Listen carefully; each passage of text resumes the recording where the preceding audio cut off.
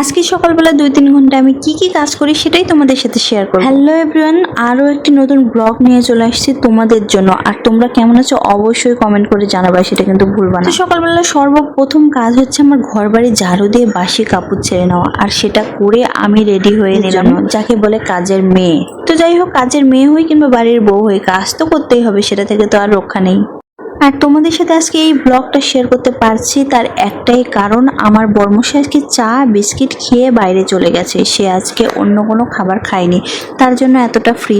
তো তারপর দেখো আমি জানালার পর্দাগুলো সরিয়ে দিচ্ছি, কারণ ঘরটা তো অন্ধকার হয়ে আছে। তারা ঘুমাচ্ছিল, আমরা ঘুমাচ্ছিলাম।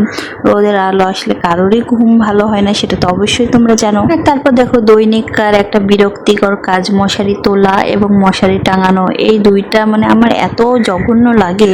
রাত্রে তো বরমশাইকে দিয়ে মাঝে মধ্যে মশারি টাঙিয়ে নিই, কিন্তু মশারি কিন্তু তুলতে আমারই হয়। তারপর আবার ওই সকল জানালা পর্দা আমি সব কিছুই সরিয়ে দিচ্ছিলাম। আর আজকে না হাওয়াটা অনেক সুন্দর ছিল। কাল রাতে ঝড় হয়েছিল, আমি তো অনেক ভয়ও পেয়ে গেছিলাম, কিন্তু সকালবেলাও এত সুন্দর বাতাস হচ্ছিল, কি শান্তি কি শান্তি। মনে হচ্ছিল আরও 2-4 ঘন্টা ঘুমালে হয়তো বা ভালো লাগতো। তো যাই হোক, সেটা আর হবেও না, আর ঘুমানোর ইচ্ছাও নাই, কারণ কাজ থাকলে মাথার মধ্যে সেগুলোই গিজগিজ করে, অন্য কিছু আর ভালো লাগে না।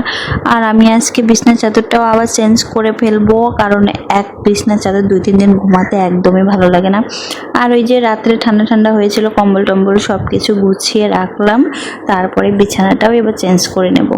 আর আজকে না আমি ঠিক করেছিলাম যে সবগুলো কাজ কমপ্লিট করে তারপর খাবার খাবো। এইদিকে পেটে খিদেও লেগেছিল, খিদে লাগলে কিন্তু কোনো কাজই ভালো লাগে না। কি আর করা, কাজগুলো করতে যখন লেগেছে কাজগুলো সেরে তারপরে খাবো। যাই হোক, কেউ আবার আমার কথা নিয়ে কোনো কমেন্ট করবে না, যদিও কমেন্ট আসে না। তারপর আর এই দেখো নতুন একটা বিছানার চাদর আমি বিছানায় এখন মেলবো।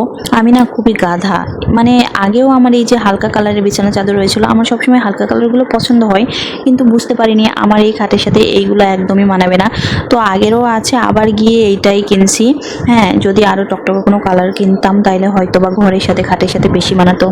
আর বিছানার চাদর পাততে যেমন ভালো লাগে, বিরক্তও লাগে। এত গুজে গুজে দিই, তারপরে যেন সরে সরে আসে, বাচ্চা থাকলে যা হয়। আর যেদিন কাজ থাকে না, সব কাজগুলো কমপ্লিট হয়ে যায়, সেদিন এক বিছানার চাদর বারবার টানতেই থাকি। মনে হয় এইদিকে একটু সরে গেল, ওইদিকে একটু সরে গেল। আর যেদিন গুছায় না কিছু, সেদিন রিল্যাক্স, মানে কোনো গুছানোর আর দরকার নাই, যেভাবে আছে ওভাবেই থাক। আর দেখো আমি কি তাড়াতাড়ি বালিশে কভার লাগাচ্ছি, তাই না? একদমই না ভাই, টানা 10 মিনিট ধরে এটা লাগাচ্ছিলাম। এত টাইট হয়ে জামাগুলো কি বলবো। আর আমি এখানে বিছানায় শুয়ে পড়লাম কেন বলো তো? আমি শুনেছি বিছানা পাড়ার পরে যদি না শুই তাহলে নাকি ভূত পেট তারা আগে শুয়ে পড়ে। শেষমেশ আমার খুব খিদে লেগে গেছিলো, তখনই আমার মাম্মামের আবদার, মাম্মাম ভাত খাবো।